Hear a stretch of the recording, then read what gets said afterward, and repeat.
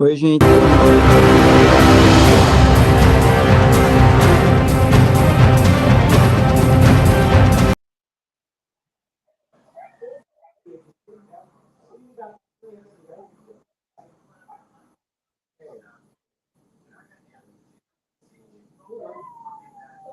Alô, tu conseguiu me ouvir? É, tudo, tudo bem. Deixa eu lhe fazer uma pergunta. Você tem um link é no YouTube, né?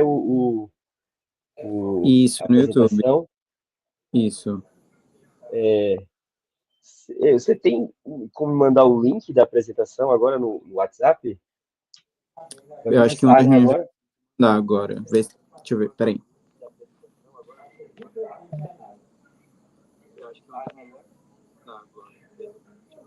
Ok, muito obrigado. Recebi aqui. Nada? Bem, gente, vou Essa dar apresentação início hoje. fica gravada, não é isso? Desculpa Oi. me interromper. Ela fica gravada? Fica, não é isso? Ela fica gravada no Ah, YouTube. perfeito. Tá ok. Oi, gente, boa noite. É com muita honra que a gente traz mais um Login Talk, né? A genética é ao seu alcance. Na palestra de hoje será ministrada pelo Dr. Jason Valeriano, correto? Agradecemos imensamente ao senhor por aceitar o convite, o nosso convite. Bem, o Dr. Jason possui formação acadêmica em biomedicina pela Universidade Federal de Pernambuco, assim como mestrado e doutorado também pela universidade, e além de pós-doutorado pela Universidade de Pernambuco, pela UPE. Ele é perito criminal, exerce também profissionalmente como gerente do Instituto de Genética Forense, Eduardo Campos, da Polícia Científica de Pernambuco. Foi, ademais, homenageado em 2018 pela contribuição no campo da perícia criminal e médico legal da Polícia Científica de Pernambuco. Confere, doutor? Confere sim. Boa noite a todos e a todas. E é Então, isso. pronto, ficaremos com mais uma imersão do nosso Lodging Talk. Acomode-se da melhor forma, da melhor maneira possível e aproveitem. Boa noite. Senhores e senhoras, boa noite, né? Vamos falar um pouco aqui hoje.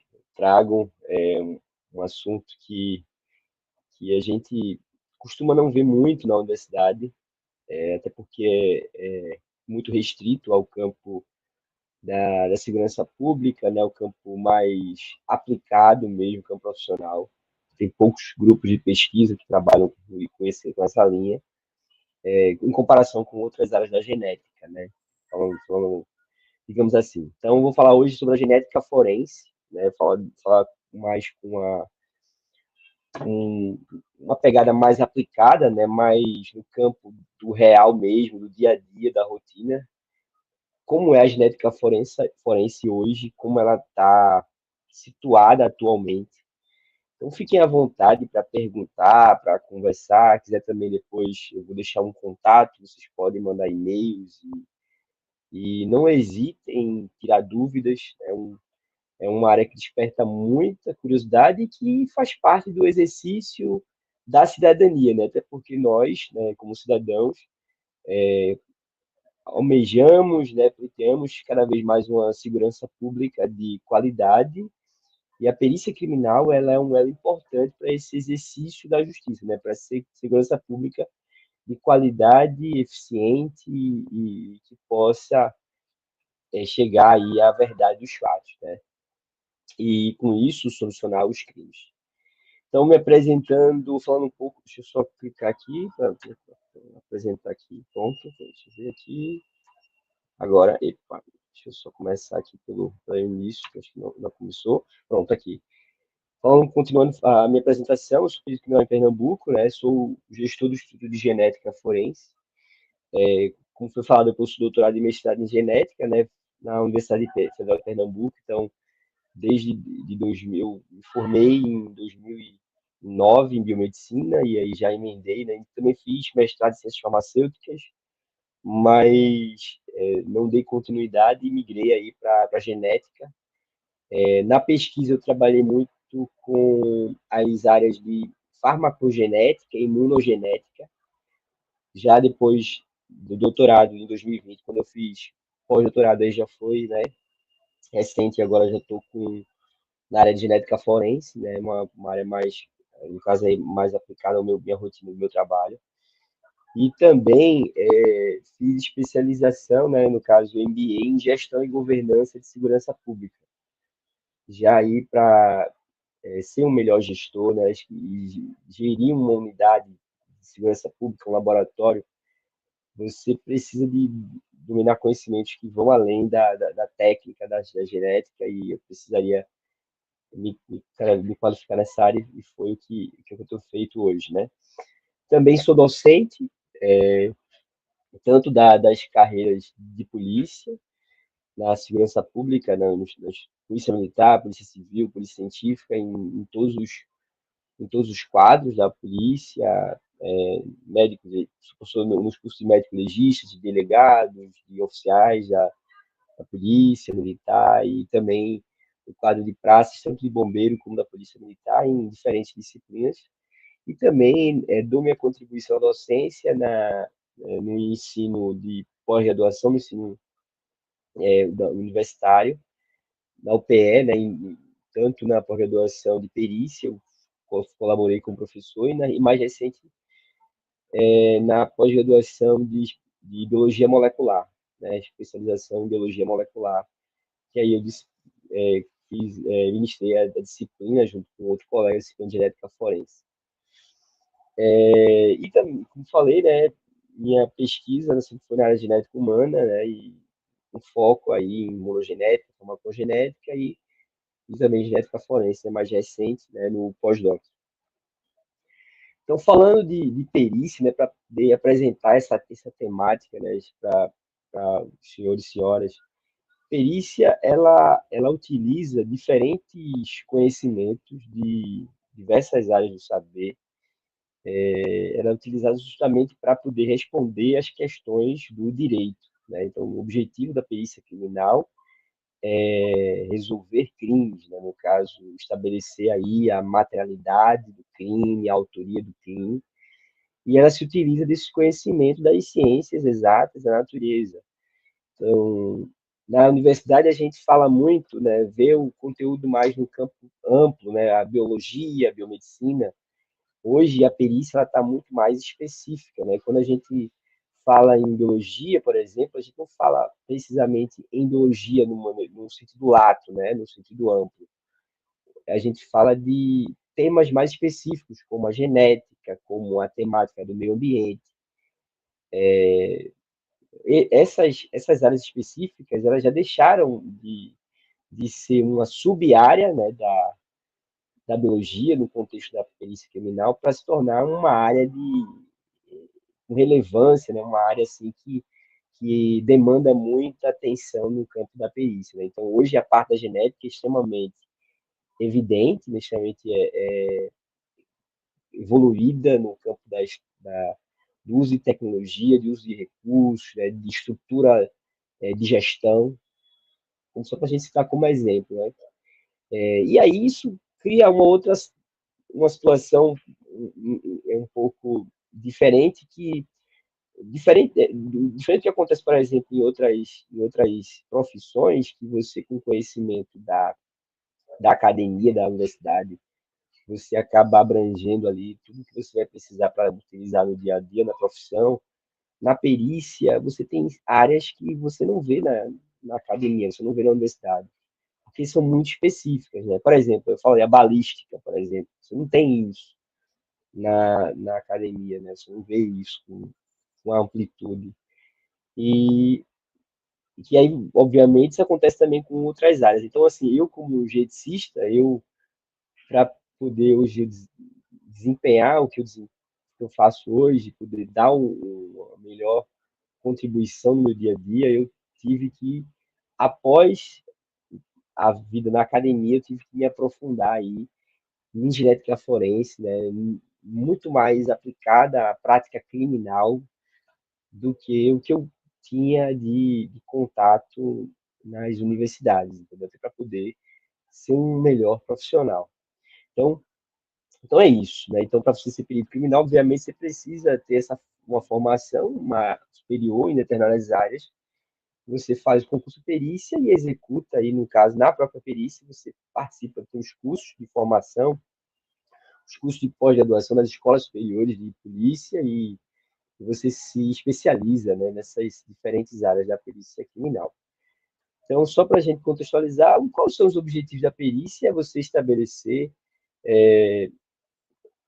elucidar o fato, né? Você estabelecer o que aconteceu, no caso, constatar o que aconteceu, quando, quem, no caso, as pessoas envolvidas, né? Estabelecer a autoria do delito, onde, como aconteceu, né? Elucidar a dinâmica do fato e também a motivação por que aconteceu. Então, o perito, ele precisa estar sempre, né, como qualquer outra área das ciências e você está sempre se especializando, você está sempre se capacitando, porque cada vez mais vai surgindo novas técnicas, novas tecnologias, novos métodos que podem melhorar e entregar coisas e resultados que você não conseguia, né, chegar com as técnicas disponíveis naquele momento. Então, é uma área que está em constante mudança e desenvolvimento. Então, a genética forense, ela é, digamos que, uma das principais áreas da perícia hoje, principalmente pelo nível de organização. Não falo nem só da parte da técnica em si, da genética, mas a capacidade de resposta que a genética pode dar. Então, em relação a outras áreas da perícia, principalmente o nível de estrutura de gestão de organização que hoje temos, né, no campo da genética forense. Então, hoje, por exemplo, para os senhores e senhoras terem uma ideia de como funciona, você tem os laboratórios de genética dos institutos de perícia, né, das unidades de perícia dos estados e também da Polícia Federal, e eles são integrados através de uma rede de bancos de perfis genéticos. Então, os resultados dos perfis genéticos que são obtidos, né, de vestígios, né, diferentes situações de cena de crimes, eles são compartilhados dentro dessa rede. Então, isso é um nível de integração, um nível de poder, né, um, uma potência, de fato, que você não vê, por exemplo, em outras áreas da criminalística. Só um adendo: criminalística é um termo que a gente utiliza como sinônimo a perícia. Então, quando eu falar criminalística, significa perícia criminal.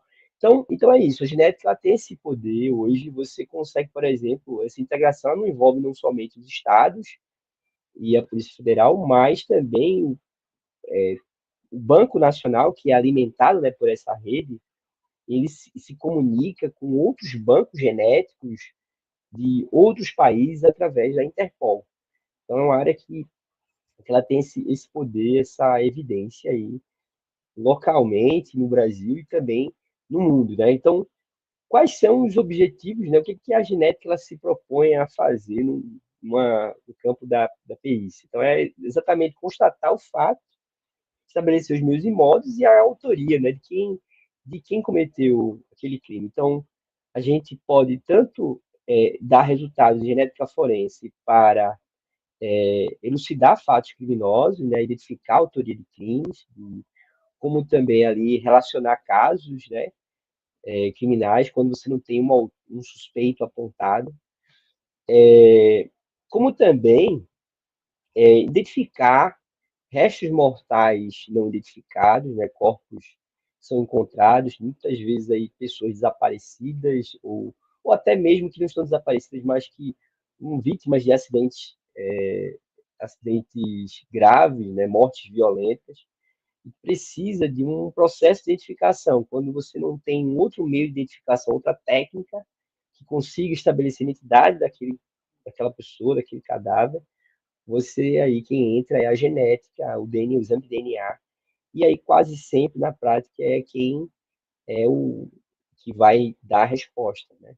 Então, perguntas como quem é o pai desta criança é uma pergunta que a gente faz no campo da perícia criminal, num contexto, por exemplo, de uma adoção ilegal, que é um tipo de crime que a gente investiga, que a gente consegue responder com a genética, ou, por exemplo, uma que a gente chama de paternidade criminal, né, quando você tem um crime sexual, e onde aquela vítima ela sofre aquela violência, ela vem a engravidar, né, vem a ter uma gestação, e aí uma das formas de a gente materializar e estabelecer aí a autoria desse fato é fazendo um exame genético aí de paternidade e respondendo aí quem é o pai dessa criança aqui.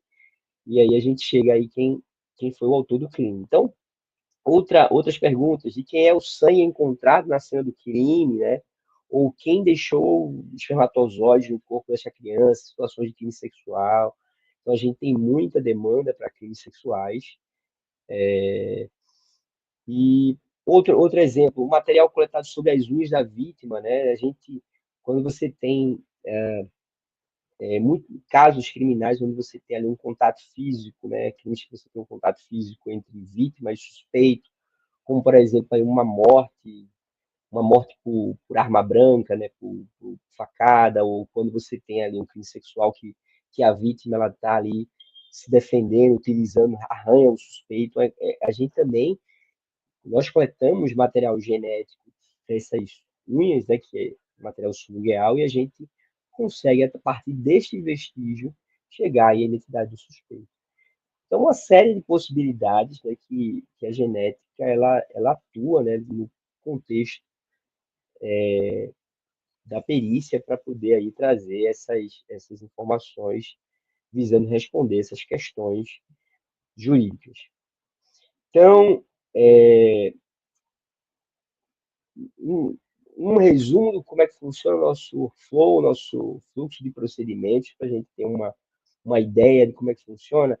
Eu tenho uma perícia de local de crime, né?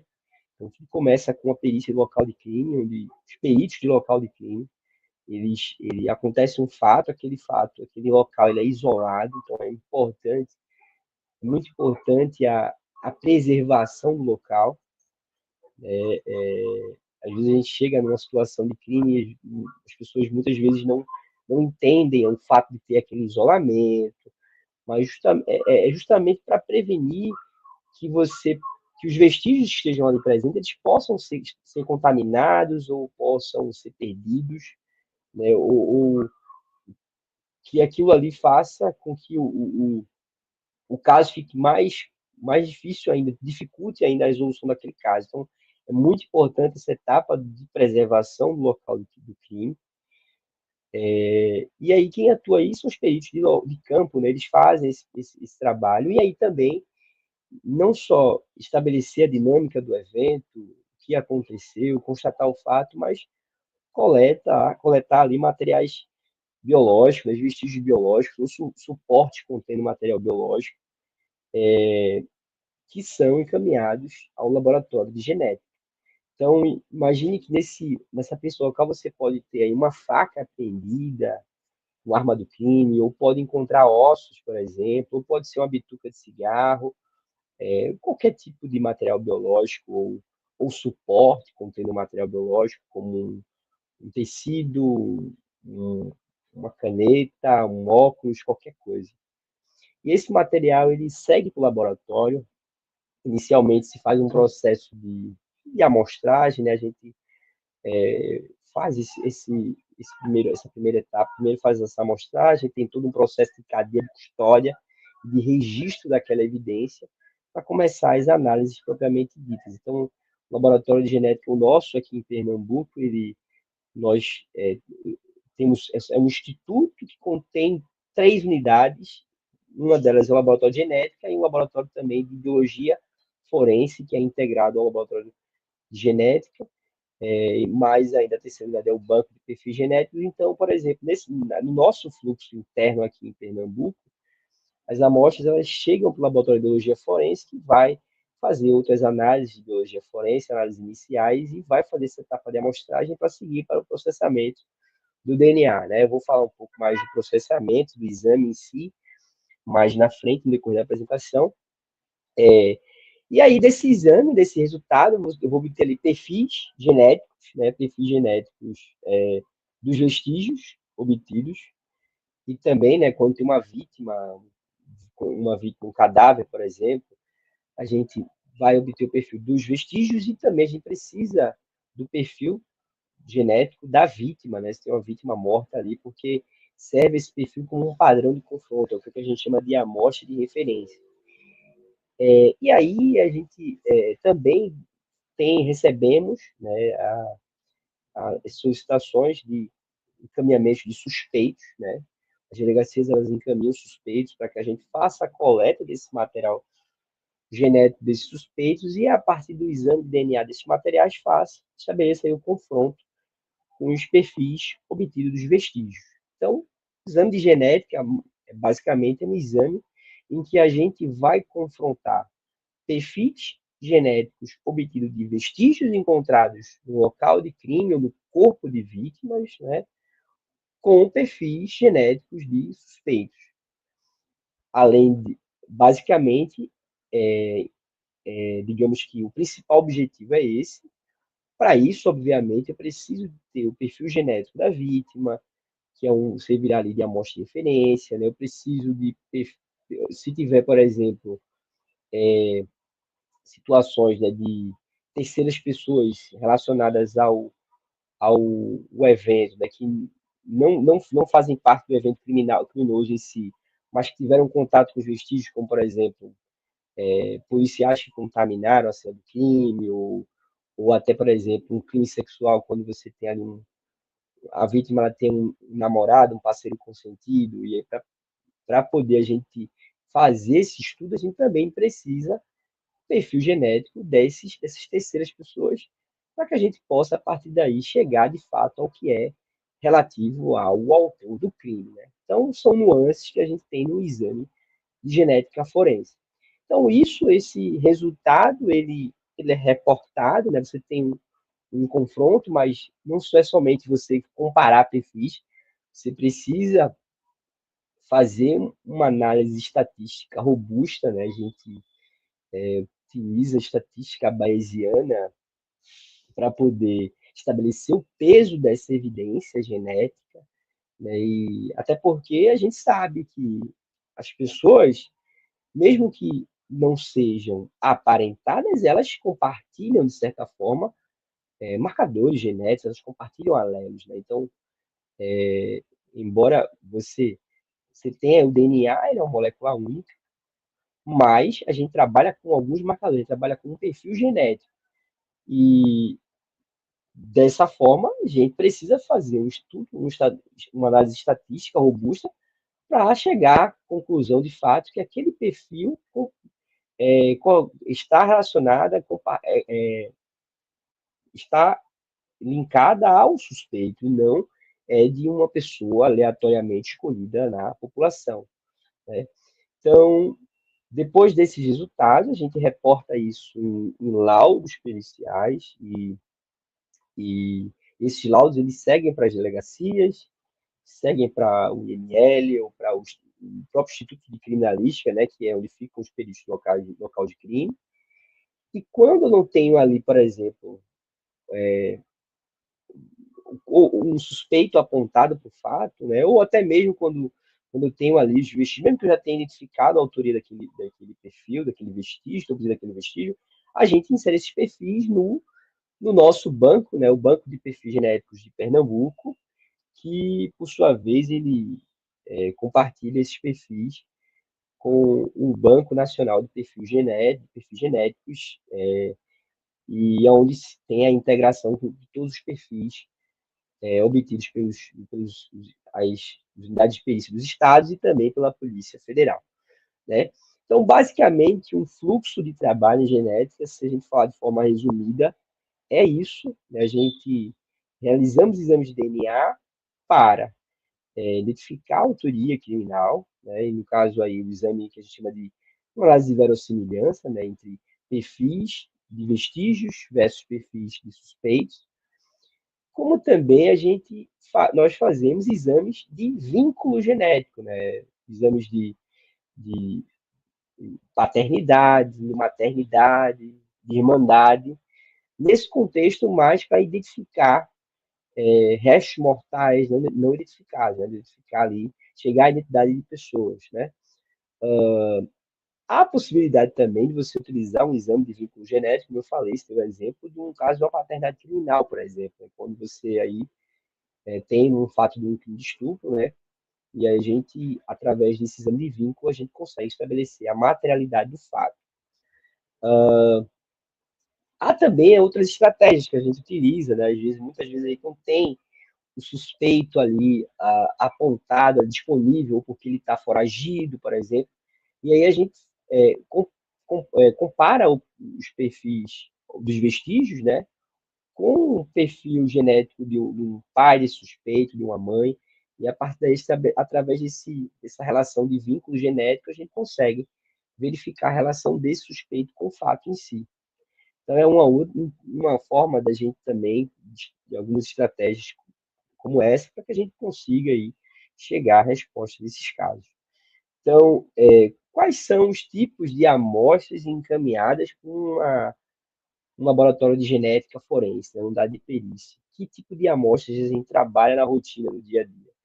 Então, imagine que a gente trabalha com todo tipo de amostra que vocês puderem imaginar.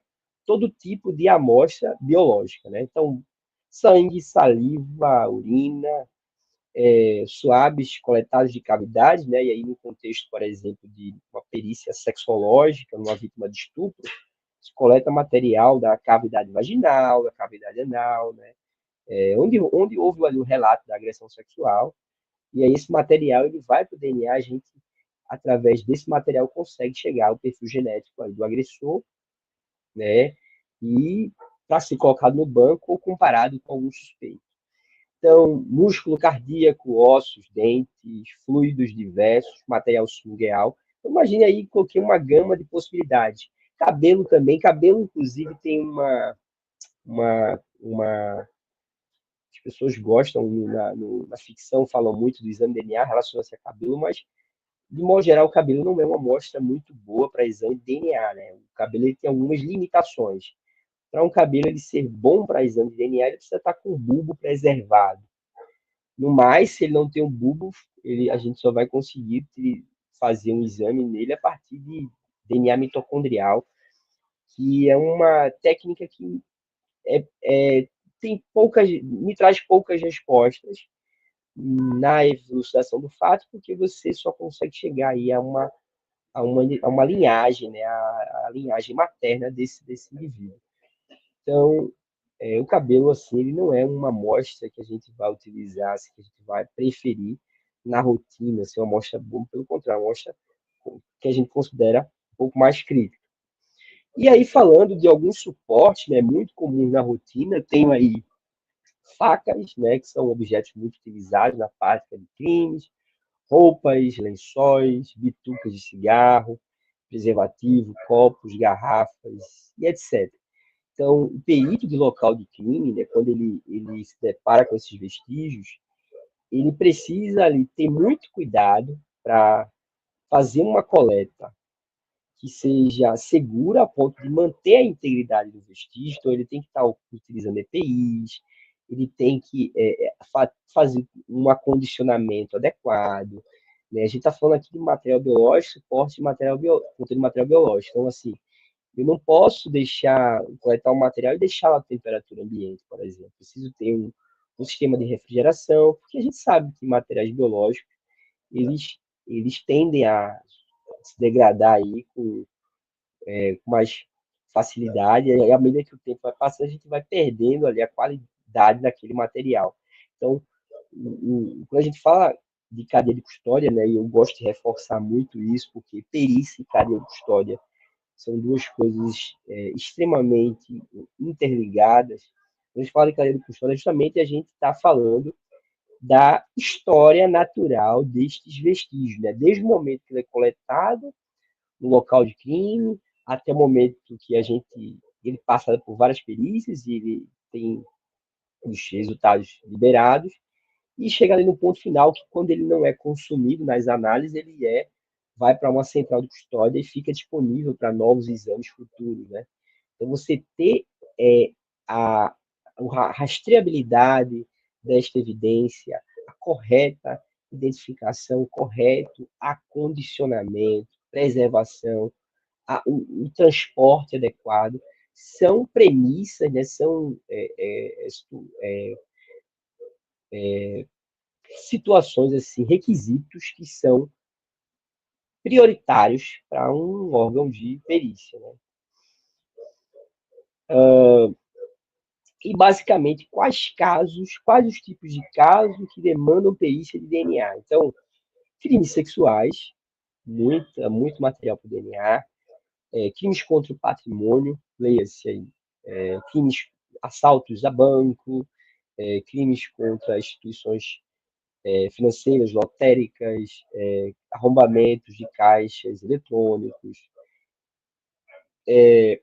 homicídios, então homicídios e feminicídios, não somente aqueles homicídios em que há um contato físico, né, mas quando você tem, por exemplo, o que a gente chama de local interno, que é quando a vítima ela morre, ela é encontrada morta dentro de uma casa, dentro de um local fechado, mesmo que ela tenha sido morta, por exemplo, por uma arma de fogo, né, por um disparo de arma de fogo, mas ali você pode naturalmente encontrar vestígios que relacionem a presença ali do autor do crime. Então, às vezes você tem situações que antecedem o fato em si, que são do contexto da criminalística, né? Não somente o momento do crime, nem o local do fato, mas todo aquele momento que antecede até o evento criminoso em si, como também o local que a gente chama de mediatos, arredores do local do fato, né? Então, ali podem conter vestígios. Então, homicídio é um tipo penal que demanda muito material para perícia de DNA.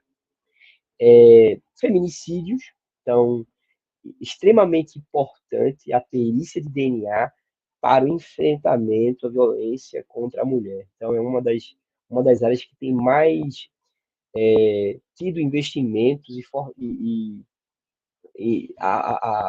o fortalecimento, né, em recursos, em pessoal, para a genética tem recebido justamente para dar atenção no combate aí ao feminicídio através da perícia, né, através da obtenção da prova material desse delito.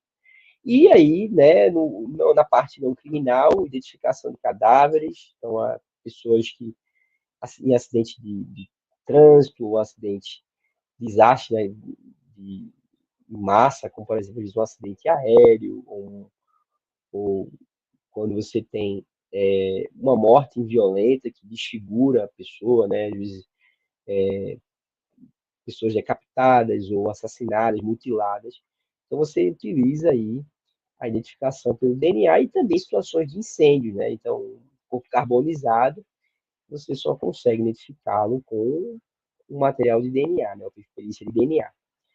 E aí a gente tem busca de desaparecidos, vivos e mortos. Então, aí aproveito a oportunidade para falar que não somente a gente faz essa obtenção desses perfis de, dos vestígios em si, mas também os familiares que buscam desaparecidos, eles podem se dirigir ao Instituto de Genética, aqui em Pernambuco, ou qualquer outro laboratório de forense, de genética forense no Brasil, para doar material para o banco, né? Então, isso a gente é recorrente, temos feito campanhas para poder divulgar isso, porque a gente sabe que essa questão do desaparecimento é uma coisa que, que tem uma certa frequência, né? Não é uma coisa que acontece pouco na nossa sociedade, e a gente precisa, e a genética ela dá muitas respostas quanto a isso. Então, as pessoas podem isso, procurar as unidades, né? E aí, falando basicamente, eu quero destacar aqui, a gente falou do banco de perfil genético, fala dessa rede, né, que eu citei, que é essa rede integrada de bancos de perfil genético. Como eu falei, os dados genéticos de uma perícia de DNA, eles são compartilhados entre os laboratórios. A gente utiliza o software CODES, que é um software licenciado do FBI, para fazer a inserção e o gerenciamento desses perfis. Então, a rede nada mais é que essa organização, esse organismo do Ministério da Justiça e Segurança Pública que integra, né, que permite aí a integração de todos esses bancos. Então, é composta basicamente pelos laboratórios de perícia, no caso, as gerências de polícia científica dos estados, por intermédio do seu laboratório de genética, o Instituto de Genética.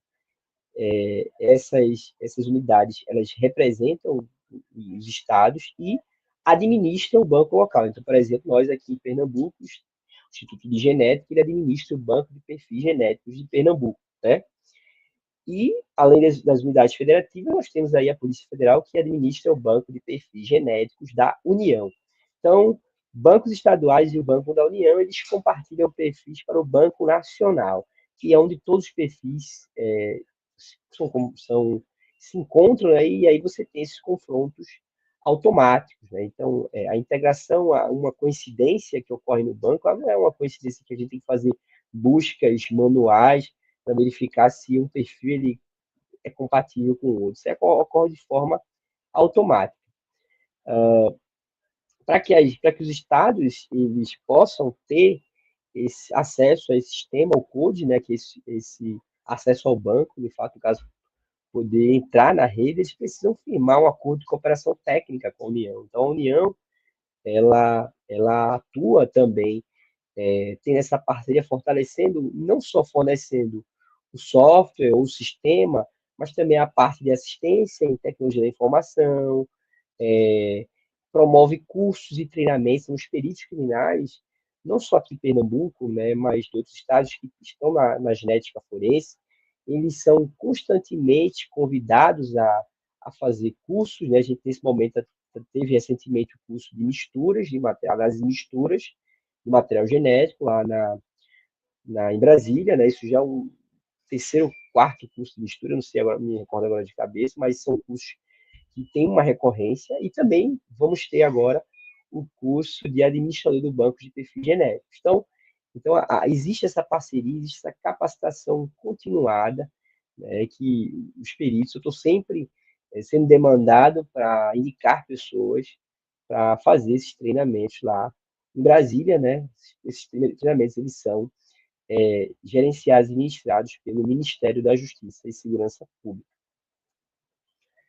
Então, como é que funciona o banco, né? Vamos explicar basicamente o que é que entra no banco, quais são os tipos de perfis. Os perfis, eles têm categorias, né? Então, perfil de vestígios. Vestígios, eles podem ser, por exemplo, aqui, vestígio local de crime, aí patrimônio, local de crime de homicídio, vestígios de crimes sexuais, e aí, vestígios local de crime contra a vida, né? Perfis genéticos de condenados e suspeitos, né? Então, a gente vai falar um pouco mais sobre isso. Então, condenados da justiça, eles são, alguns deles são obrigados a doar material genético de forma compulsória, e a gente insere no banco, eu vou falar um pouco mais da frente sobre isso. E de suspeitos também, né? Suspeitos, eles podem integrar o banco, ser inseridos no banco. Aí tem alguns requisitos, e um deles é uma decisão judicial, mas há também essa possibilidade. E os perfis genéticos de restos mortais identificados. O que seria? Você pergunta, o que seria RNI? O que seria? Qual é a relação de. Qual a necessidade de você colocar um perfil genético de um resto mortal identificado, ou seja, de uma pessoa de identidade conhecida no banco? Ora, há situações, por exemplo, em que algumas pessoas, por exemplo, elas morrem em confronto ali com a polícia, ou você tem, por exemplo, elas respondem criminalmente, estão ali respondendo por um inquérito, respondendo por um processo criminal. Então, essas pessoas que estão neste contexto, a legislação ela permite que o perfil genético dessas pessoas, após a morte, obviamente, eles possam ser integrados ao banco, caso, né, a autoridade que seja ali detentora da investigação faça essa solicitação. Então, não é uma coisa uma coisa que acontece de forma automática. Então, o delegado de polícia que está ali presidindo a investigação, ele pode solicitar a inserção de uma pessoa, por exemplo, que morreu num confronto com a polícia, ou que morreu ali, mas responde a crimes, né, esteja num contexto ali de investigação policial. E o objetivo é justamente, né, a partir desse DNA, dessa pessoa de identidade desconhecida, dessa pessoa de identidade conhecida, na verdade, a gente consiga aí fechar os casos que ficariam em aberto, uma vez que essa pessoa aí morreu e dificilmente a gente conseguiria concluir esses fatos, né? Concluir essas investigações. Então, é uma categoria que também faz presente no banco, que é de restos mortais identificados, né? E aí os perfis de DNA relativos à identificação humana. Então, restos mortais não identificados, né? No caso aí, cadáveres que são encontrados que não têm identificação, perfis genéticos de pessoas vivas, de identidade desconhecida, né? E aí eu falo, por exemplo, no contexto de uma pessoa que está numa condição de vulnerabilidade, na rua, em hospitais psiquiátricos, né? Que aí por uma condição qualquer, seja por conta de uma patologia, não consegue, né?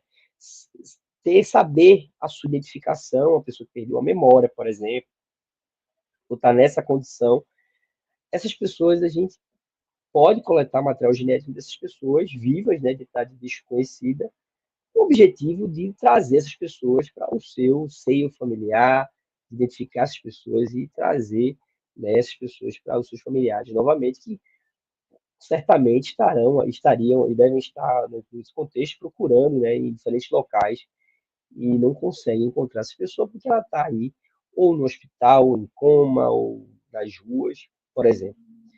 E outro tipo de categoria são as pessoas, né, os familiares de pessoas desaparecidas, que também elas doam material genético para o banco. Então, assim, para poder identificar um material, um RNI, uma pessoa de identidade desconhecida, ou, ou seja viva ou morta, eu preciso comparar esse material genético com o material desses familiares, né? Aqui, a partir de um exame de vínculo, de maternidade, paternidade ou irmandade, a gente consiga chegar à real identificação dessas pessoas. Então, uma coisa que eu quero destacar aqui, que esses perfis eles estão presentes no banco, mas percebam que existem aí duas categorias bem distintas, uma relacionada à apuração criminal, que tem aí perfis relacionados a casos criminais, e a outra relacionada à identificação humana. Então, uma coisa que eu quero destacar é que esses dois grupos, eles não se misturam, eles não se comunicam dentro do banco de perfis genéticos. Então, por exemplo, uma pessoa, um familiar, que vai no laboratório de genética forense, doa material com o objetivo de encontrar o seu parente desaparecido, aquele DNA daquela pessoa, em hipótese alguma, vai ser relacionado com uma investigação criminal. O banco ele não faz essa indexação entre perfis relacionados à identificação humana e perfis relacionados à apuração criminal, né? Então, esses perfis eles são inseridos no banco, né, os bancos estaduais. Lá, no próprio banco estadual, você tem uma busca estadual, um confronto automático entre os perfis, e eles são compartilhados automaticamente com o Banco Nacional, onde você tem uma busca nacional, né, um compartilhamento entre os estados. E aí, dessa forma, você consegue, por exemplo, relacionar casos que ocorreram em locais diferentes, né, cometidos por um mesmo autor, ou, por exemplo, em momentos diferentes. Né, muito importante a atuação do banco, por exemplo, para a investigação de crimes seriais, como estupros em série. A gente constantemente tem elucidado, identificamos um autor do fato recentemente, de um estuprador em série aqui em Pernambuco, que estuprou 4 vítimas, né, num período mais ou menos de 2 a 3 anos. Então, sempre o mesmo modus operandi, mas como eram vítimas que estavam em locais distintos, eram investigados por delegacias distintas, é difícil, né, você fazer essa correlação, saber que temos um suspeito em comum, sem que você tenha uma tecnologia tão robusta como a genética forense para apontar isso daí, né? Porque a gente conseguia ter essa relação toda vez que a gente fazia a perícia de DNA nos vestígios sexológicos da vítima e verificava que se tratava do mesmo perfil genético, do mesmo agressor, né? Toda vez que a gente inseria no banco, a gente tinha essa coincidência entre os casos e a gente reportava para a delegacia até que conseguimos chegar até o suspeito e ali ele acabou justamente, né, sendo responsabilizado pelos 4 crimes que foram noticiados. Por isso que é tão importante que as vítimas elas procurem, né, a polícia. A gente sabe que além dos casos em si, existe muita subnotificação, né? Então é isso. O banco ele traz essa possibilidade de você relacionar, por exemplo, crimes que acontecem em estados diferentes. É muito comum a gente ter isso. Às vezes são organizações criminosas que atuam de forma interestadual, no contexto de identificação de pessoas desaparecidas. Às vezes a pessoa mora em Pernambuco, é vítima de um crime, né? E aí o autor desaparece com esse corpo e aí esse corpo só vai ser encontrado em outro estado, por exemplo, como a gente teve um caso recente entre Pernambuco e Paraíba de uma vítima, né, que havia desaparecido e o corpo dela foi encontrado. Na Paraíba, a gente só conseguiu chegar a esse resultado através do banco genético. Então, é isso. Continuando aqui, quão robusto é esse banco? A gente fala do banco. Hoje, o Banco Nacional ele possui 254 mil perfis, né, dizendo quase 255 mil. Esses dados são atualizados semanalmente. Esse aqui é o dado mais recente. Faz parte no portal público do Ministério da Justiça e Segurança Pública. Quem quiser dar uma aprofundada no assunto, só é ir lá, entrar no Rede Integrada de Bancos de Perfis Genéticos no Google e vai chegar esse link com o site do Ministério, o site da rede, e você vai ter acesso aí a todos os dados, toda a parte dos procedimentos, como é que funciona, os POPs, né, de perícia e etc. Tudo isso é documento público. E esses dados estão presentes lá, né? Então, Pernambuco ele tem uma posição de destaque. Nós hoje somos o terceiro maior banco, né, de perfis genéticos do Brasil. Então, aqui, 27.124 perfis. E isso representa aí pouco mais de 10%, né, dos perfis de DNA, cerca de 10% dos perfis totais. Nós também sempre estamos aí atuando, dando suporte aos estados vizinhos, né, quando precisam, da mesma forma também quando nós precisamos, eles também nos atendem, então há uma integração muito forte e evidente entre os estados que fazem parte da rede, entre os laboratórios de genética, isso é um ponto de destaque nessa área da perícia. Então, no nosso banco tem perfis também que foram, né, que são de estados que ainda não fazem parte do banco, né? Então, estados como Acre, Piauí, Rio Grande do Norte, Roraima e Sergipe são estados que ainda não estão no banco e têm amostras processadas inseridas pelos bancos de outros estados, assim como também no caso pelo nosso aqui em Pernambuco. Bom, e assim, eu costumo falar que a genética forense ela se pauta hoje por 3 pilares, né? Então, primeiro pilar, tecnologia, né? A gente fala de genética forense, né? Isso aqui é uma imagem que até está com algumas fotografias do laboratório antigo. Eu vou mostrar mais na frente o laboratório atual daqui em Pernambuco.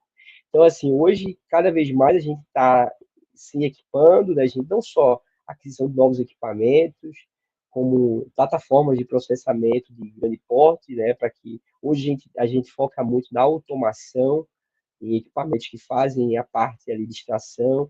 Quando você cria sistemas, quando você coloca aí automação no processo, isso te ajuda a reduzir o erro humano de pipetagem, de amostragem, né? Então, você precisa mais aí do analista na parte de analisar os dados em si, e a parte de processamento é importante que você tenha robustez no processo de automação para que você consiga ter repetibilidade e reprodutibilidade, né? Equipamentos, e aí são calibrados, são equipamentos que têm uma manutenção programada, né? A gente foca muito nisso. E também um sistema de gestão da qualidade. Essa foto aqui na direita é um equipamento de luzes forense, né? A gente também utiliza no laboratório para que a gente consiga identificar vestígios que são invisíveis a olho nu, né? A gente está ali olhando uma camisa, aparentemente não tem nada, mas quando a gente joga ali um feixe de luz, a gente consegue ali, e essa luz aí não é uma luz branca, é uma luz que de variados comprimentos de onda, né, acoplado a um filtro, e a gente consegue elucidar isso, né? A gente tem esses equipamentos, aqui está uma foto do equipamento desses sistemas, a gente tem sistemas até mais modernos que se baseiam em scanner, né, de vestígios latentes, que ele faz essa rastreabilidade no indumento, na roupa, e o resultado ele aparece na tela do sistema.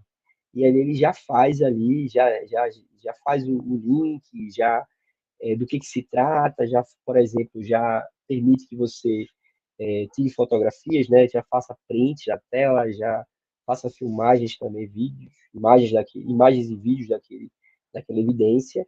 Então, isso é muito importante para a genética, porque permite que o perito ele faça a coleta do material exato, no local exato onde está o material, entendeu? Imagina se eu pego um lençol aí de uma cena de crime e que eu tenho uma arma, só que eu, a olho nu não consigo visualizar nada. Se eu não tenho um equipamento como esse, eu vou meio que utilizando a técnica aí da inferência para poder chegar ali de baseada ali nas regiões que você tem ali uma maior incidência de contato físico, mas aí você acaba perdendo por não ter, por você fazer um método que tem tem uma janela de incerteza muito grande. Então, quando você utiliza uma tecnologia como essa, você tem ali a imagem do local exato onde tem ali aquele material genético ali daquele agressor, né? Então, o outro pilar que a gente fala é o sistema de gestão da qualidade. Então, a gente hoje está num processo de acreditação do nosso laboratório na ISO 17025, que é uma ISO específica para laboratórios de calibração e ensaio. Então, o organismo que faz esse processo de acreditação no Brasil é o Inmetro, né? Na verdade, é o CEGECRE Inmetro, né? Que é uma unidade do Inmetro. Então, a gente hoje tem um sistema de qualidade para poder prover a confiabilidade, a rastreabilidade necessária que esses exames precisam ter. Ora, a gente está emitindo resultados que mudam a vida de pessoas, então eu tenho que garantir que aquela evidência, que aquele resultado que eu estou obtendo ali, ele reflete a realidade dos fatos. Né? O meu pessoal tem competência técnica para fazer, o meu laboratório tem competência para emitir aquilo que ele está emitindo, então, para isso, eu preciso ter um sistema de gestão da qualidade e preciso ser um organismo atestado para isso, acreditado, né? Que eu tenha ali acreditação por um órgão como acreditador, ou também ali, que seja um laboratório que eu passe por verificações por auditorias, né?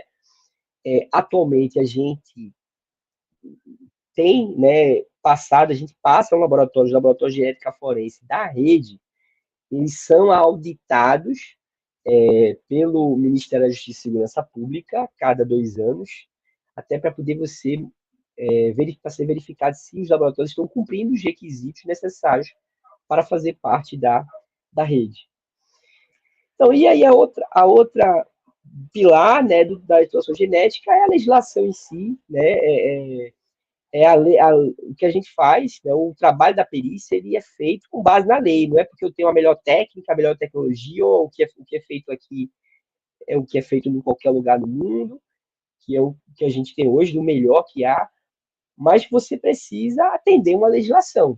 Então, não é porque eu tenho tal técnica que eu vou utilizar se aquela técnica não for homologada, que ela não for autorizada, ou que eu não tenho uma legislação que permita que seja daquela forma. Então, a gente tem que atender às leis brasileiras. Isso é muito importante, por exemplo, quando a gente faz um estudo comparado entre países. Por exemplo, a gente vai analisar os bancos, o Banco Norte-Americano ou o Banco do Reino Unido, por exemplo, são bancos que eu tenho muito mais amostras, muito mais perfis genéticos do que o banco nacional do Brasil. É uma casa, lá a gente tem na casa de 1 milhão, né, de milhões de amostras, de perfis inseridos. Mas também há uma questão lá nesses países que você tem uma legislação que ela é muito mais, digamos que, madura, né, desse processo. Então, ela é muito mais permissiva, e, de certa forma, do que a legislação brasileira, que é uma legislação que ela é muito restritiva. Então, por exemplo, eu cito aqui a lei da Constituição de 88, a lei de execução penal, que ela diz basicamente que só quem é obrigado a doar material genético para o banco são os condenados por crimes dolosos, por crimes contra a dignidade sexual, então, ou seja, algum tipo de condenado da justiça, né? Não precisa ser condenado, precisa ser condenado por determinados crimes, não é por todo tipo de crime. Então, essas pessoas, elas são obrigadas a doar material genético e a gente tem esse trabalho de coletar nas unidades prisionais. As demais pessoas, elas não são obrigadas, pelo contrário, para que uma pessoa, eu, você ou qualquer pessoa, o nosso DNA possa ir para o banco de perfis genéticos, precisa de uma autorização judicial. No caso, a gente teria que estar com um suspeito de um fato criminoso, né? E esse delegado ou esse promotor que esteja investigado ao fato, ele solicitasse essa, essa inserção com base na Lei de Identificação Criminal, que é a Lei 2037 de 2009, né? Que aí diz que suspeitos eles podem ter o seu perfil genético inserido no banco. Então, percebam aí que isso já limita muitas possibilidades, é a legislação. E aí eu estou falando, né, abrir um parênteses aqui, no contexto do banco no aspecto criminal, não na parte de identificação de pessoas, que aí você tem as pessoas que buscam familiares, esse material genético, ele não se confronta com os perfis relacionados a casos criminais. Você tem o Código de Processo Penal, que estabelece todo o rito de cadeia de custódia, toda a lei do processo penal no Brasil. O princípio do livre convencimento motivado é um princípio que rege justamente, né, esse trabalho da perícia, que, embora a perícia ela seja conhecida como a rainha das provas, é a prova mais robusta, é a que você tem a interpretação dos vestígios em si, mas não existe uma hierarquia entre provas, por exemplo. Então, o juiz ele tem um livre conhecimento, obviamente motivado, para poder fazer essa análise com base nessas provas. E aí também a teoria do fruto da árvore envenenada, que é outra linha de raciocínio, já no contexto de uma prova que ela é obtida por meios ilegais, ela contamina todo o processo. Então, são situações do direito que influenciam o nosso trabalho. Então, falando um pouco dos genéticos, do GFEC, né, que é o Instituto de Genética, o nosso símbolo. Aqui eu tenho, nesse instituto, algumas fotografias do instituto, em Pernambuco. A gente fica ali em Santo Amaro, lá ao lado da SDS. Então, nós temos o Laboratório de Biologia Forense, Laboratório de Genética Forense, Banco de Perfis Genéticos de Pernambuco, e temos também uma gerência de qualidade, que vai cuidar justamente do atendimento aos requisitos de qualidade, né, aos requisitos de cumprimento da 17025, aos requisitos exigidos pela rede. Então, todo esse nosso sistema de qualidade é gerido por um gerente da qualidade, né, lá no Instituto. Temos uma gerência técnica, que é responsável pelos procedimentos técnicos do laboratório, pela manutenção de equipamentos, por gerir a parte técnica. E temos uma divisão administrativa, né? Porque a gente precisa ter uma gestão de pessoas, precisa ter uma gestão, por exemplo, financeira, né? Para adquirir insumos, adquirir serviços. Então, um laboratório, por exemplo, para ele fazer perícia, ele precisa ter insumo, ele precisa ter equipamento, ele precisa ter contratos de manutenção, contrato de recolhimento do lixo biológico. Então, não é só simplesmente você ter pessoas ali, você precisa ter toda uma estrutura de, perdão, de gestão financeira e orçamentária para poder adquirir esses consumíveis. Então, eu tenho lá um setor dedicado a isso. A biologia forense, os principais exames que nós realizamos é pesquisa de sangue, né, sangue humano, verificar se o material que foi encontrado no local de crime é sangue, sendo sangue, se é sangue humano. O sangue é um material muito comum, encaminhado em vestígios, exames de perícia local de crime.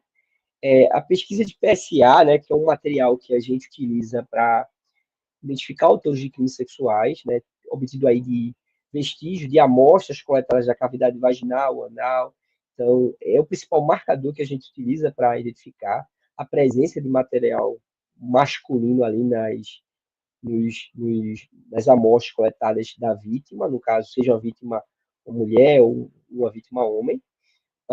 Pesquisa de espermatozoide, que a gente faz com microscopia, HCG, né, para fazer análise de exames de gravidez, somente em crimes sexuais com resultado gravidez em estupro de vulnerável, né, quando você tem, por exemplo, uma relação sexual, mesmo que consentida, com uma menor de 14 anos, por exemplo, para a lei brasileira, é um crime sexual, mesmo que haja consentimento. E aí, nesses casos, você tem uma mulher menina engravida, por exemplo, e a gente consegue materializar o fato do crime pelo exame, né?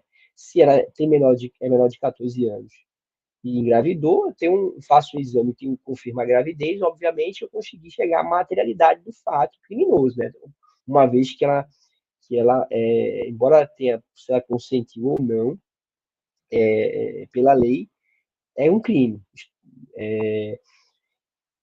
E chamado estupro de vulnerável, né? E aí também a partir do momento que o bebê nasce, né? Ou se for conduzido aí também em algumas situações para um aborto legal, a gente faz ali o exame de DNA para identificar a paternidade daquela criança, daquele feto, né? A biologia forense também é encarregada de coleta de amostras de pessoas, né, que vão aos GFEC, sejam suspeitos, sejam vítimas, e também realizam a parte de amostragem, fazem análise também utilizando sistemas de luzes, né, como eu falei, para identificar vestígios latentes. Então, isso aí são alguns exames que são realizados na biologia forense. Laboratória forense, né, então a gente trabalha basicamente com a identificação de a autoria de crimes sexuais, carro-chefe, é um dos principais tipos penais que a gente dá uma maior contribuição com a genética, são os crimes sexuais. O que a gente chama de confronto genético de vestígios, né, que seria basicamente confrontar perfis obtidos de vestígios de diferentes locais, seja um crime contra o patrimônio, seja um crime homicídio, e desses vestígios confrontar também com perfis de suspeitos. Então, é também uma das demandas da genética, até porque todo local de crime você vai ter coleta de material biológico, né? Um local de crime que tem vítima, seja um local de crime vítima morta ou crime contra o patrimônio, eventualmente você vai ter ali pessoas que deixaram vestígios, e esses vestígios eles são passíveis de serem coletados por exame de DNA. Então, tudo que envolve vestígio biológico vai para a genética. E a identificação humana por vínculo genético, né? Que aí a gente identifica, como eu falei para os senhores e senhoras, corpos de idade desconhecida, sejam vivos, pessoas vivas, mortas, identificação de pessoas vítimas de acidentes, etc. Como é que funciona, basicamente, em resumo, as etapas de um processamento de DNA? Então, o DNA ele começa com um processo de extração, né? A gente, no laboratório, a gente utiliza automação, a gente tem um equipamento, o ID Starlet, né, que é um da Hamilton, que é um sistema de grande porte, né, ele faz a parte de extração, ele prepara a placa para quantificação e depois recebe esses resultados e faz a normalização. Então, ele faz aí basicamente um ciclo, digamos que semi-completo aí, processo. Temos também plataformas de menor porte, um deles é o Maxwell, né, que é o da Promega, Automate, que é o da Thermo Fisher, e a gente utiliza também fazendo algumas estações de bancada, né, mas hoje estamos cada vez mais reduzindo o fluxo de extração de bancada, até porque os resultados eles são melhores com a automação. Na automação você tem, por exemplo, processos que são verificados, né, você tem a questão da reprodução, e também como quando você coloca automação no processo, você permite também que o perito, né, que o técnico ali, ele possa ser utilizado em outras etapas do processo, não fique passando horas ali fazendo extração de DNA, né? Depois dessas amostras extraídas, elas são quantificadas, a gente para fazer o processo de quantificação, a gente faz uma análise em PCR em tempo real, né? Que é a nossa PCR quantitativa. Então, o nosso objetivo é identificar se a quantidade aí de material em nanogramas por microlitro presente naquela amostra. Então, na PCR em tempo real, a gente vai analisar marcadores de degradação, se a amostra está muito degradada, a quantidade de material presente, se tem inibidores daquela amostra, né? E também a presença do marcador Y, né? Que aí indica que eu tenho ali uma amostra masculina na minha amostra ali que eu estou extraindo. Isso é ideal justamente quando eu estou, por exemplo, trabalhando com amostras sexuais, e aí que uma amostra sexual, por exemplo, de um crime sexual, é esperado que eu tenha ali uma mistura, né, entre o material genético da vítima e o material genético ali do agressor, né? E o resultado da quantificação, ele me diz basicamente o quanto de material eu vou precisar, por exemplo, se eu vou precisar diluir a amostra, se eu vou precisar, por exemplo, concentrar a amostra, para que eu consiga chegar é, a um processo de amplificação e genotipagem, que eu consiga ter perfis genéticos passíveis de confronto. Então, na minha quantificação, ela vai ser minha etapa ali cirúrgica, né? Se eu não consigo encontrar ali um material de qualidade, por exemplo, eu tenho um número muito alto, uma degradação muito alta, eu certamente não vou conseguir obter ali um perfil genético passível de confronto. Obviamente que aqui a gente precisa adotar processos de validação desses fluxos de trabalho, né, para que a gente chegue ali aos limiares analíticos, os limiares de detecção dos marcadores que eu estou utilizando, né, saber basicamente qual que é a minha precisão, os limiares para saber separar o que é um artefato, por exemplo, de um perfil de fato. Então, eu preciso executar processos de validação, tanto na quantificação como também na amplificação de genotipagem. Então, após essa quantificação, eu tenho a normalização, que é basicamente estabelecer a concentração de entrada, meu input, né, minha concentração de DNA. Se eu tenho muito DNA, eu vou diluir, se eu tenho um pouco, eu vou concentrar para que eu chegue ali a 1 nanograma por microlitro, o meio, né, dependendo da validação do laboratório, para que eu possa fazer essa amplificação. Então, a amplificação é uma PCR, a gente fala PCR convencional, um termociclador ali. E aí, quais são os marcadores que trabalhamos em genética forense, né? Então, marcadores STRs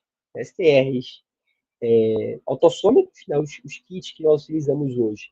Tanto o Fusion, seis cores, que é o da Promega, como o Verifier Plus, da Life, da Thermofish, como os kits daqui a gente trabalha, utiliza kits com 27 marcadores, né? Sendo 23 autossômicos e 4 marcadores sexuais, né? 3 marcadores do Y mais a melogenina. Então, trabalhamos com kits de STRs, também fazemos análise com STRs do cromossomo Y, né, no caso, marcadores do cromossomo Y, quando eu tenho, por exemplo, ali, um caso criminal, às vezes eu não consigo obter um material, um DNA, um autossômico, perfil autossômico daquele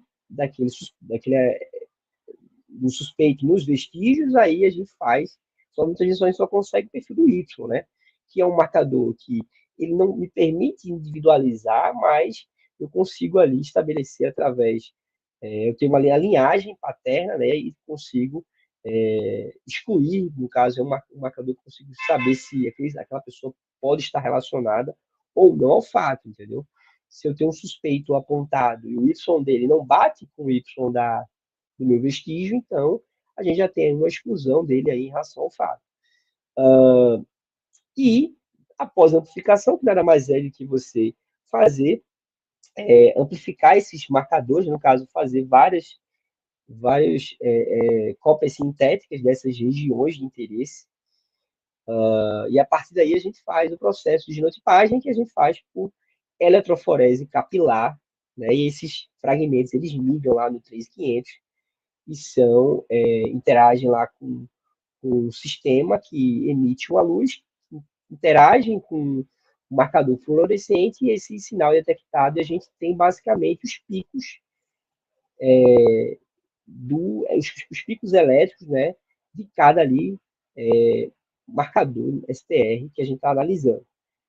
E aí faz um processo inicial de interpretação e validação desses resultados, para ver de fato o que é pico verdadeiro, o que é artefato, por exemplo, avaliar a qualidade dos perfis obtidos, faz os cálculos estatísticos para estabelecer o peso da evidência genética, considerando a hipótese da acusação, que basicamente se o autor, o suspeito, né, está relacionado ao fato, versus a hipótese da defesa, que a defesa ela vai dizer basicamente que não, que aquele perfil ali é de outra pessoa, que tem ali um perfil genético parecido ali com idêntico ao seu cliente, né? E aí a gente faz esses cálculos estatísticos para poder estabelecer o peso dessa evidência, considerando aí essas duas hipóteses mutuamente excludentes, né? Após isso, você tem a emissão dos laudos periciais e caso os perfis eles sejam elegíveis para o banco, né? Porque a gente precisa também verificar se eles atendem aos requisitos do banco, a gente insere esses perfis, que por sua vez vão ser compartilhados com o Banco Nacional. Então, basicamente, é esse o processamento do DNA. Então, aqui falando do Banco de Pernambuco, esses 27 mil perfis de DNA que nós temos, a maioria são de condenados da justiça, né? Nós temos ido, nós sempre, estou sempre designando equipes, né, no laboratório, a gente tem um mutirão de coletas programada durante o ano, em que a gente visita todas as unidades prisionais do estado de Pernambuco e faz lá um mutirão de coleta dos condenados da justiça que atendem à legislação, né? Então, esse é um trabalho que é feito anualmente. Hoje a gente tem cerca de 85% dos condenados da justiça que podem estar no banco, dentro do banco de Pernambuco. Então, é um número assim, muito relevante. Eu acho que hoje é um número mais. Quando a gente faz essa análise relativa, né? Não em números absolutos, que nós somos o terceiro, mas a gente fala em dados assim, percentuais, né? Do que poderia estar no banco versus o que está no banco, nós temos um índice, acho que o maior do Brasil hoje, né? Um número que já está acima de 85%. Então, isso. Também outros tipos de perfis, vestígios de locais de crime, restos mortais notificados, né? Que é uma categoria também que a gente é o que mais insere perfis de restos mortais notificados no Brasil, além de outros perfis. Percebam que, quando a gente fala de vestígios locais de crime, por exemplo, lembra-se que eu falei no slide anterior que a gente precisa verificar a qualidade dos perfis. Então, não é porque eu tenho um perfil genético obtido que ele pode ir para o banco. Então, a gente precisa verificar se ele atende às regras do banco. O banco ele tem regras, por exemplo, da quantidade mínima de marcadores, de alelos, para poder você inserir. Então, a gente, muitas vezes, encontra um perfil parcial e ele não atende aos requisitos para inserção no banco.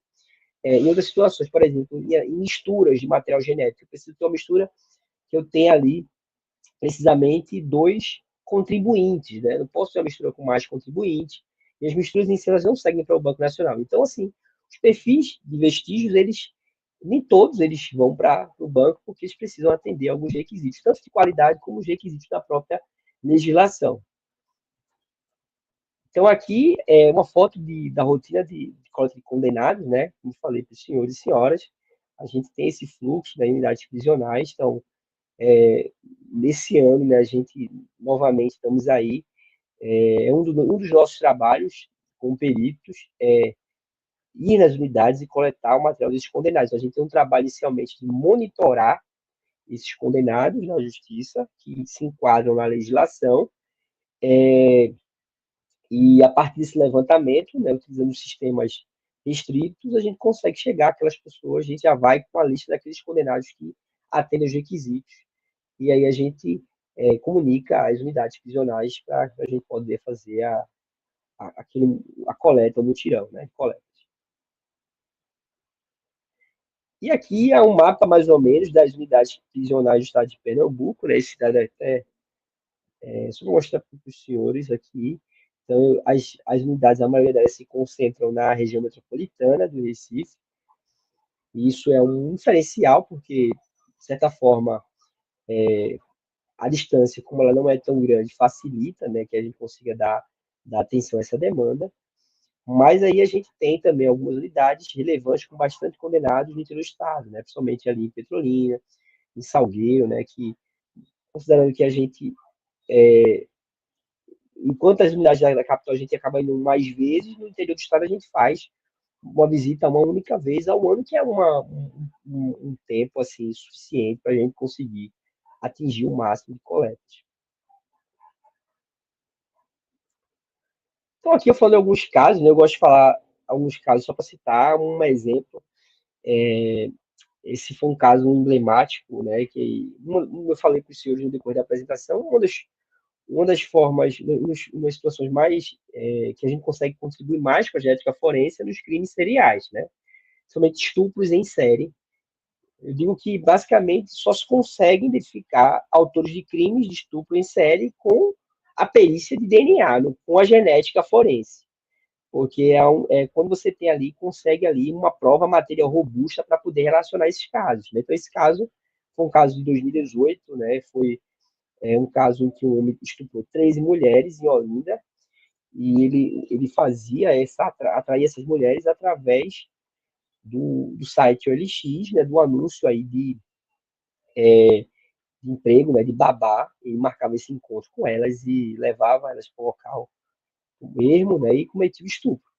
E nessa situação a gente conseguiu chegar à autoria desse fato justamente quando a gente começou a observar, a gente não tinha um suspeito apontado, quando a gente começou a observar ali a relação dos casos através do mesmo perfil genético, do mesmo agressor aí, encontrado ali nas cavidades coletadas das vítimas. Né? Então, quando a gente teve esse caso aqui, a gente teve um suspeito que foi apontado pela delegacia, né? Uma das vítimas já conheceu e apontou. E quando esse cidadão foi fazer o exame para poder confrontar, a gente verificou que se tratava não só do estuprador daquela vítima, mas de outras 12 mulheres, né? Isso aí, considerando, obviamente, as que denunciaram, né? A gente sabe que nessa questão do estupro tem, infelizmente, essa questão da subnotificação. E isso é só um exemplo, mas recentemente tivemos um esse ano de 4 vítimas. No ano passado eu tive uma que foi 14 vítimas.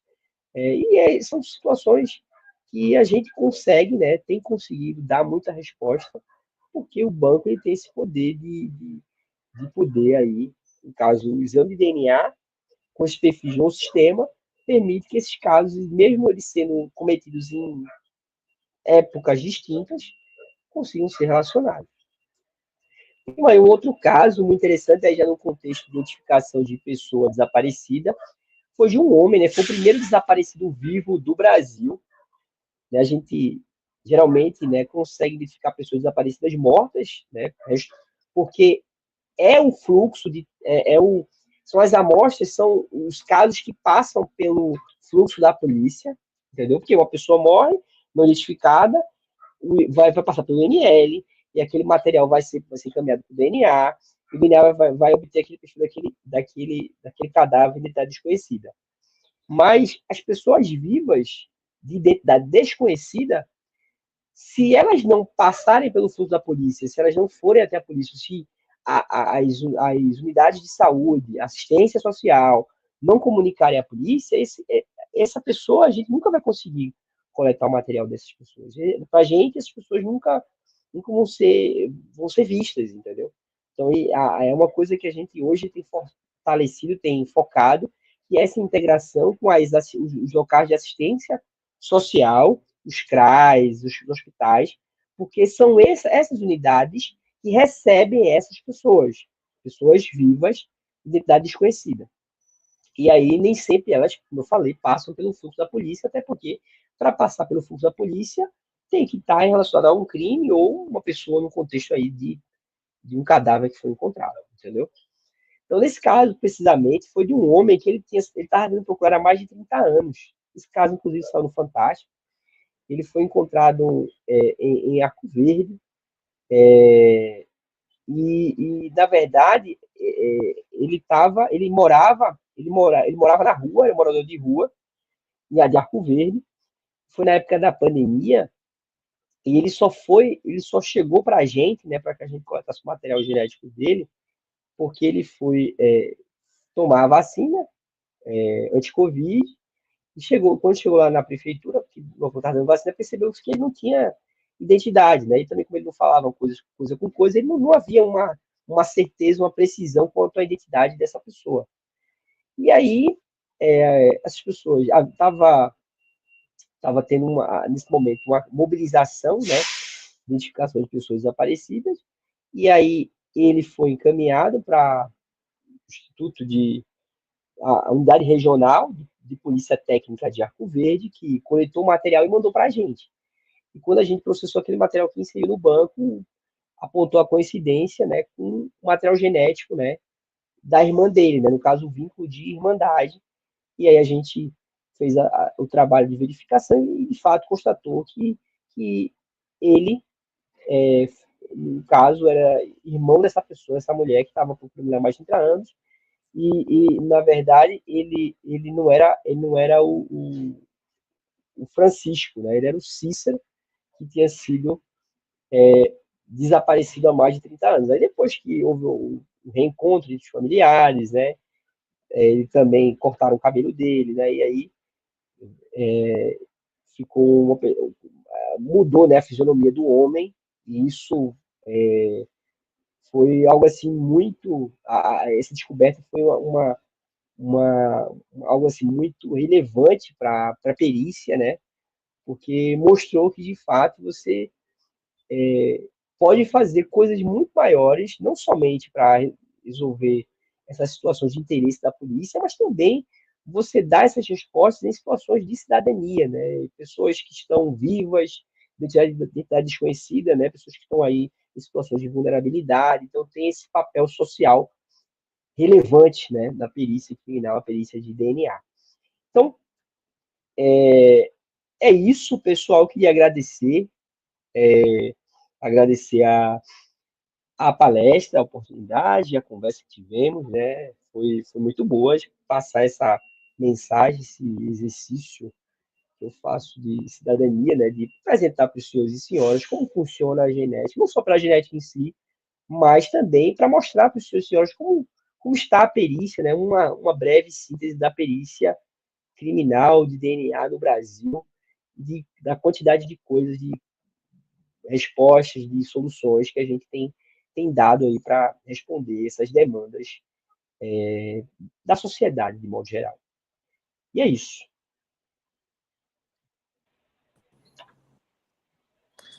Boa noite novamente, professor.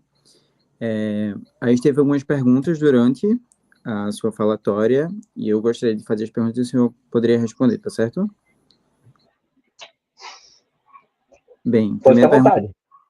Professor, para um biólogo ou biomédico conseguir trabalhar nessa área na prática, seja Estado ou particular, quais seriam o caminho? Penso em fazer pós em genética, mas sei que precisa de mais. Bom, eu recomendo sim que você faça uma pós, ou em biologia molecular ou genética, faça um mestrado, siga aí uma carreira acadêmica.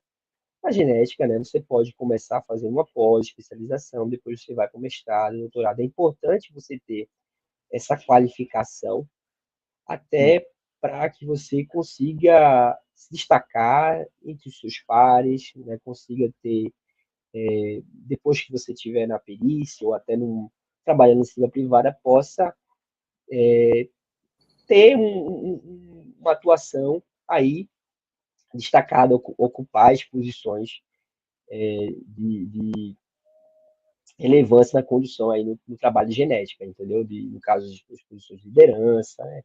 Para que você consiga ser bem sucedido na profissão. Então, eu recomendo sim que você faça isso para qualquer pessoa. Acho que hoje em dia, você, para qualquer área, é importante que você faça um ensino de pós-graduação, né? Hoje, a graduação em si, ela já não está mais atendendo as expectativas da sociedade. Então, é importante sim, isso eu falo para qualquer área. E aí, como foi minha trajetória, por exemplo? Eu sempre quis, desde jovem, sempre quis ser perito criminal, uma das que eu desde que eu entrei na universidade.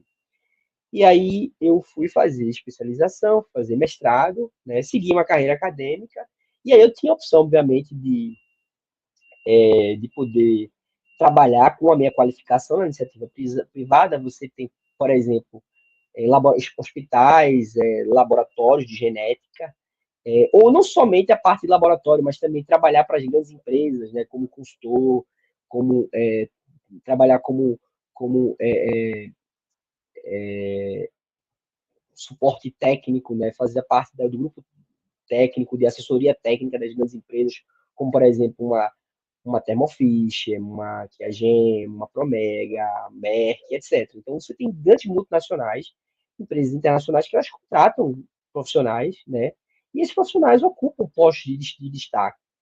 E aí vão trabalhar com a parte, começa com um suporte técnico, depois tem uma liderança regional, nacional, e aí vem o suporte América Latina e tal. Então você não tem que pensar só a nível de Brasil, você tem a possibilidade, né, de galgar os melhores áreas em qualquer lugar do mundo. Né? O que eu sempre falo é, faça sim uma pós-graduação, nunca pare, procure dominar, ter um domínio da língua inglesa, isso é importante, até porque conteúdo de ciências, ele está em inglês. Você tem os artigos são em inglês, os bancos de publicações estão em inglês. Então, acho que as melhores publicações, as mais bem avaliadas, são em publicações de revistas internacionais. Então, é importante, muito importante. Você tem uma ideia, por exemplo, os principais livros de genética forense do, do, da área, né, no caso, os principais livros do mundo, eles não têm tradução para o português, né? Os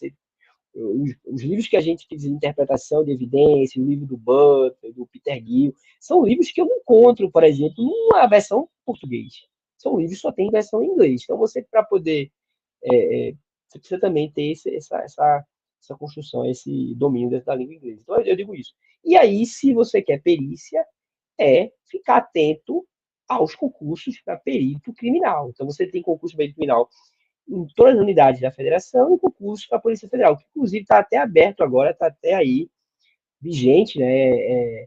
São concursos com poucas vagas, mas aquela coisa, você vai tendo uma preparação, você consegue chegar aí a passar no concurso como esse aí. E é isso. Certo, o senhor já respondeu a segunda pergunta que estava aqui no chat, então vou fazer a terceira pergunta agora. Já ocorreu desse banco de dados revelar outros crimes que antes não foram resolvidos? Já isso acontece diariamente, Isabela Duarte. Isso acontece diariamente, né? O banco ele está sempre respondendo, revelando a autoria de casos que não foram resolvidos, né? Então, eu vou dar um caso muito interessante, foi um caso que vocês devem ter falado muito em algum momento aí. O caso da menina Beatriz mesmo foi um caso emblemático, foi um caso que a gente só conseguiu resolver com o banco de perfis genéticos. Acho que vocês conhecem a história melhor do que eu, porque, embora eu seja perito do caso, eu sou um dos peritos do caso, mas eu não costumo ler muito noticiários sobre notícias, né? Mas devem saber aí qual é salteado esse caso. Então, foi um caso um caso bem sucedido, que a gente conseguiu resolver, né? Esse caso. Um caso que tinha ficado parado por muito tempo, porque a gente não tinha, na época, digamos que a tecnologia que a gente tem hoje. A verdade é que a gente não tinha estrutura de tecnologia, então, porque isso é característica da ciência, né? A ciência ela vai evoluindo, então muitas vezes coisas que a gente não conseguia resolver antes, a gente consegue resolver depois, isso faz parte do processo de aprimoramento, de melhoramento da ciência. Então, é um caso muito bacana que foi resolvido com o banco de perfil genético. E é isso. Certo, agora a terceira pergunta, né? Foi de Italmar. Parabéns pela palestra. Como um perito, você considera necessário um banco de perfis genéticos abrangendo toda a população, com coletas iniciando no nascimento? Sim, pessoalmente, eu tenho essa ideia. Eu acho que seria bom para. Seria uma segurança para as pessoas, seria uma segurança maior para a sociedade se a gente tivesse a nossa legislação, né? Porque isso é uma coisa de legislação, e aqui eu não estou fazendo juízo de valor, é uma opinião particular, não estou dizendo, não quer dizer que seja a minha opinião seja a mais correta ou não, cada um tem uma visão diferente, mas eu acho que se a gente tivesse, se o banco ele pudesse abranger todas as pessoas, como por exemplo, quando você vai tirar sua carteira de identidade, seu registro civil, você deixa lá sua biometria, ou quando você vai, por exemplo, fazer o cadastro para votar nas eleições, você cadastra a sua biometria, ou até em outras situações que você faz um cadastro, né, que esse cadastro é de domínio público. O DNA nada mais é, minha gente, que um marcador biológico das pessoas e que pode ser utilizado e que é para ser utilizado para identificar as pessoas, entendeu? Então, eu costumo falar que a gente costuma olhar sempre o DNA, às vezes, nesse contexto de perícia, como a prova que visa ali, tá ali para responsabilizar criminosos. Mas ele não só tem esse papel de elucidar, de trazer a responsabilidade criminal para quem tem a responsabilidade criminal, quem de fato cometeu o crime, né, de chegar à verdade dos fatos. Ele só tem essa responsabilidade. Em contrapartida, quando você analisa com um outro olhar, você percebe que quando você chega à verdade dos fatos, você também evita que inocentes paguem por crimes que eles não cometeram. Você tem esse exercício social também de evitar que pessoas paguem por fatos, por crimes que elas não têm relação, porque não pensem que isso é uma coisa que as pessoas as pessoas não estão sujeitas, né? Assim, uma coisa que não acontece. Quando você não tem uma prova técnica, uma prova de qualidade, por isso que é tão importante, por exemplo, que a perícia ela tenha cada vez mais autonomia, seja mais fortalecida. A gente está vendo agora um debate no legislativo sobre a inclusão da perícia no 44 como um órgão de segurança pública. E isso aí é exercício de cidadania, né, gente? Isso aí é porque a perícia ela existe para buscar a verdade dos fatos. Eu não estou aqui para fazer investigação do caso, estou aqui para utilizar da ciência, do meu conhecimento que eu adquiri na academia, da minha formação, para poder ajudar o meu semelhante, ajudar as pessoas, poder trazer um pouco de luz, né, para uma vida tão difícil, né, uma sociedade tão machucada como a sociedade brasileira, por exemplo. Então, o que a gente faz é isso. Então, quando você tem uma perícia forte, quando você tem um exame de DNA, por exemplo, forte, e que você, por exemplo, num contexto como esse, você tem um banco abrangente, você favorece que a verdade ela prevaleça, você evita que inocentes paguem por crimes que eles não cometeram. Então, isso é muito importante. Em muitos casos que ficam, aí só para puxar o gancho da pergunta anterior, que a menina fez a pergunta sobre os casos que foram resolvidos, em muitos casos que foram resolvidos com o banco por um tempo depois, nesse processo, se vocês pararem para pensar, quantas pessoas foram apontadas erroneamente como suspeitos desse crime? Então, se não fosse o DNA, se não fosse a prova pericial, não, certamente alguém teria sido ali imputado injustamente pelo crime, poderia acontecer. Então, pasmem, infelizmente a gente sabe como existe essa questão da nossa sociedade, tem muita coisas para melhorar.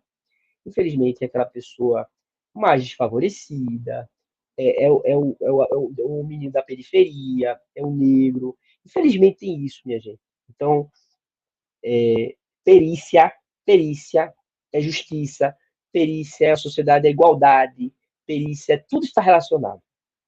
E é isso. Certo. Temos mais uma pergunta aqui do Lázaro, que é: existe algum tipo de estágio no IGFEC? A gente tem um programa de estágio, sim. Nesse momento a gente não está não está fazendo, não está por uma questão, a gente está organizando ainda o programa de estágio. Eu pretendo retomar isso, porque, assim, estágio é muito bom para o estágio, é muito bom para a gente também, só que estágio ele requer uma responsabilidade daqueles que vão conduzir o estagiário no laboratório, entendeu? Eu preciso ter pessoas, a gente tem uma demanda de trabalho muito grande, um efetivo pequeno, e hoje minha maior dificuldade é que eu não tenho pessoas que eu possa designar para poder ser tutores desses estagiários. Eu não posso pegar o estagiário e jogar no laboratório. Vai, não posso fazer isso. Eu preciso ter um acompanhamento. E, isso é uma dificuldade para a gente hoje, de ter pessoas para guiar esses estagiários. Então, mas a gente está em processo de organização desse setor aí de estágios e pretendemos voltar a trazer estagiários para o GFEC. Certo. Mais uma pergunta agora de Beatriz, que é: em relação ao banco de dados de perfis genéticos de condenados, desaparecidos e etc., ele fica armazenado por toda a vida ou depois de um tempo corre risco de ser deletado do sistema? Bom, a legislação ela diz o seguinte, que após o cumprimento da condenação, após o tempo que a pessoa tem que cumprir de pena, após o cumprimento da pena, o, o, o condenado, né, o ex-condenado ali, o seu advogado, ele pode solicitar a retirada do perfil genético, a deleção do seu perfil genético do banco. Né? Isso aí a legislação prevê, né? E assim, a gente só vai fazer esse procedimento se houver uma solicitação formal do interessado, entendeu? A gente não faz de forma automática, até porque precisa ter uma estrutura para acompanhar todas as condenações, todos os termos de condenações e etc., para poder tirar perfil por perfil aí, e isso é humanamente impossível de se fazer, entendeu? Então é necessário que os interessados, eles pleiteiem, façam a solicitação formal, e aí a gente faz a retirada. É isso. Certo. Partimos para a última pergunta agora, que é: esses dados obtidos pelo banco da Bárbara, no caso, esses dados obtidos pelo banco genético são criptografados e preservados da invasão cibernética? Perfeita, excelente pergunta. Sim, esses dados eles são anonimizados.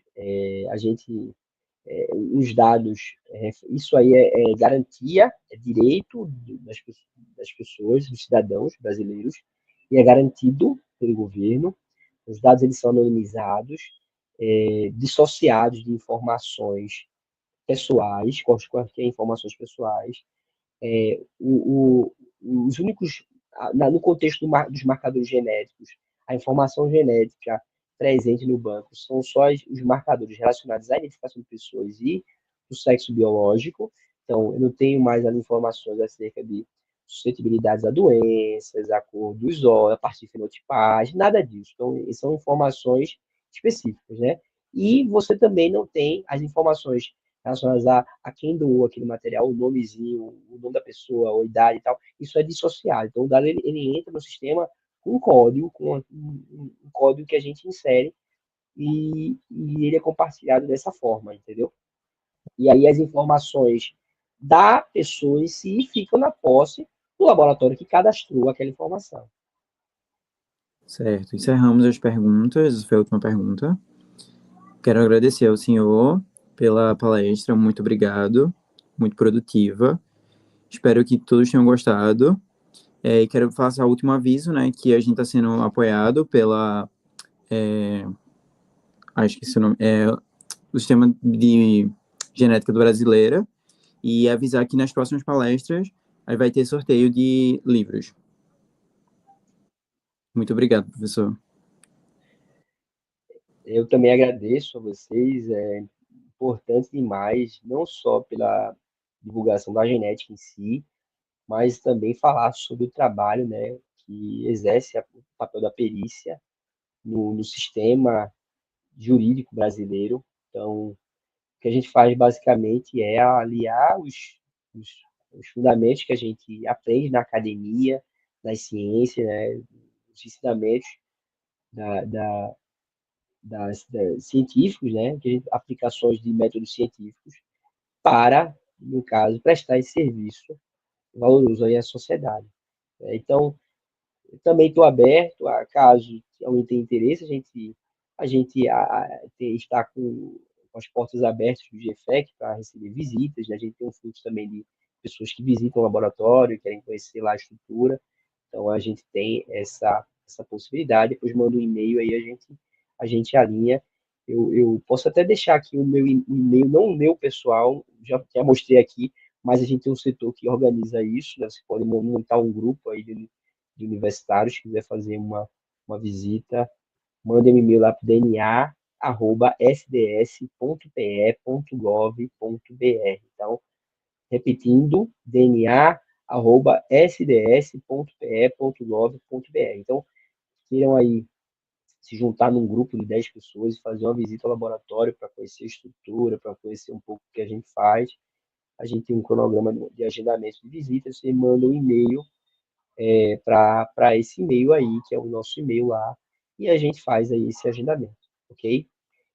E Certo. também qualquer coisa, ficamos aí à disposição aí para atendê-los aí no que é possível, tá bom?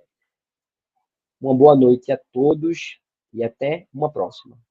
Certo. Boa noite, professor. Muito obrigado novamente. Obrigado a todos que assistiram.